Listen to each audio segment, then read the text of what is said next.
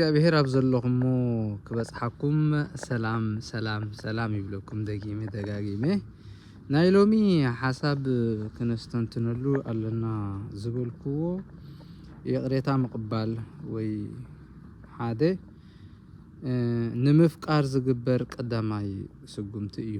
የቕረ ከም ዝተገብረልካ እግዚአብሔር ከም ዘመሓረካ ከም ዝሓደገልካ ሁሉ ነገር እንተደኣ ተረዲእካ ንኽተፍቅር ትግደድ ማለት እዩ። ብኸመይ ዓይኒ ንኹሉ ዝፍውስ ንኹሉ ሕማምና ጭንቀትና መንፈሳዊ ነገራትና ዝፍውስ ተኣምራት የቕሬታ እስከ ንርአ። ኣብቲ ናይ ኣምላኽ የቕሬታ ሓቂ እግዚአብሔር ብሓቂ የቕሬታ ኢልና ኣብቲ ናይ ብሓቂ የቕሬታ ናይ እግዚአብሔር ኣዝዩ ዘደንቕ ግሉጽ ዝኾነ ነገር ኣሎ። ኣምላኽ ክሳብ ክንደይ ብዕምቆት የቕረ ከም ዝበለልናን ከም ዘፍቅረልናን ንርዳእ ማለት እዩ። ንምሉእ ህይወትና ንመንፈሳዊ ህይወትና ንስጋዊ ህይወትና ንኹሉ ኣተሓሳስባና ይልውጥ። እቲ ካብ እግዚአብሔር ዝተዋሃበና የቕሬታ ከዓ ዝጻዓርናሉ ዝሰራሕናሉ ክንረኽቦ ዝረሃጽናሉ ነገር ዘይኮነሲ እግዚአብሔር ኣምላኽ ካብኡ ምስ ዓለና ካብኡ ምስ ሃደምና ካብኡ ምስ ረሓቕና ንወዱ ጎይታና ኢየሱስ ክርስቶስ ልኢኹ ካብቲ ዓዘቕቲ ናይ ሓጢኣትን ማእሰርቲ ሰይጣንን ኣውፂኡ ምስኡ ክዓርቀና ስለ ዝደለየ የቕረ ኢልና ህይወቱ ዕሊፍልና ከይኣክል ከዓ ምእንታና ክሳብ ሕጂ ደድሕሬና እንዳኸደ እንዳጓሃየ ወደይ ማእሲ ዝመጸኒ ጓለይ ማእስያ ትምለሰኒ እናበለ ብናፍቖት የዒንቱ ናባና ዝጥምታ የእዳውና ሓቕፋና ዝብህጋ ከም ምዃነን ምስ እነስተብህል መንፈሳዊ ህይወትና ይሕደስ እምበኣር ኣነ እንታይ እየ ሓንቲ ቡምባ ኣብቲ ዔላ ወይ ከዓ ማይ ክትረኽበሉ ትኽእል ቦታ እንተዘይ ተሰሪታ ኣብኡ ትቦናታ ካብኡ ከይዱ ኣብኡ ተቐሚጡ ምስ እትፈትሖን እትዓጽዎን ማይ ዝዕጾ ምስ ተዓጽዎ ከፍቶ ከዓ ዝኽፈት ንሕና እውን ኣብ ምሕረት እግዚአብሔርን ኣብ ፍቕሪ እግዚአብሔርን እንተዘይ ተሰሪትና ብተፈጥሮና ደረቂና ዘለና ነገር እውን የብልና ባዶ ኢና ማለት እዩ። ስለዚ እቲ ባዶነትና ብምንታይ ምልኣት ይረክብ እንተኢልና ብምሕረት እግዚአብሔርን ብፍቕሪ እግዚአብሔርን ምልኣት ይረክብ።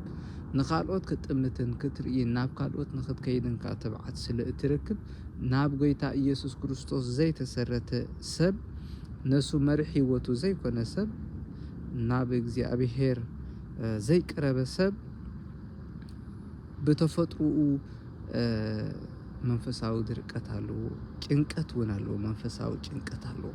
ስለዚ ኣብቲ መሪሕ ህይወትና ዝኾነ ጎይታና ኢየሱስ ክርስቶስ ክንስረት ኣብኡ ክንህነጽ መሰረት ህይወትና ነሱ ክኸውን ከዘኻኽረና ይደሊ ማለት እዩ።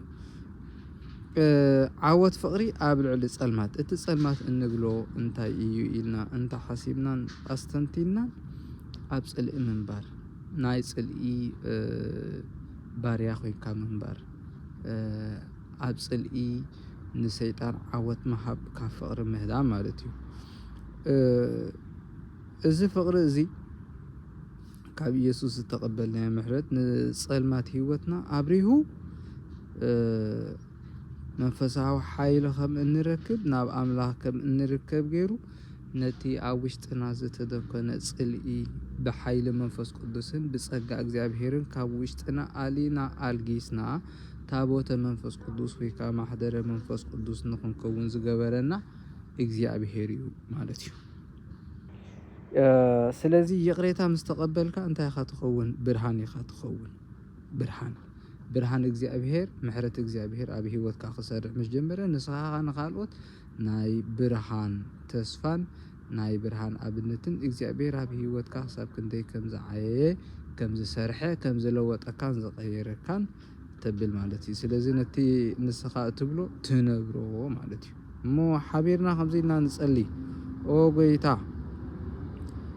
ብየቕሬታኻ ብርሃንካ ክቕበል ስለ ዝገበርካኒ ኣመስግነካ ኣለኹ። ምንጭ ምሕረት ዝኾንካ ኣምላኽ أمسجنك الله عوش طيب زجبر كايو درس زي بلو عب زي جب أنو كنسو يقرس لزبل كاني أمسجنك الله عبتي فالفالي محرت كاخ تاحاني سي نتزدرق منفسين هيوتين كتقلل سلز جبر كاني أمسجنك الله قسلي سلزف هو سكا بسلاي سلزت فأكا عوشتي بحطيات زترر البي أفريسكا سلز حدثك أول أمسجنك الله تركت البي إيسوس إلو مملي ساخص وعكا سلز جبر كانون أمسجنك الله كفرحن كاب جنكتن كاب سسعن كاب قدلت أمنتن سلزوص كاني أمسجنك الله نخالقوت بعين محرت كتمت سلام كبلهم كف قرام كحالي لما أنتم كتصلون سلز جبر كاني أمسجنك الله برهان يقرأ خاخا عملو هيوتي عاي فليني نابلكو أمسجنك الله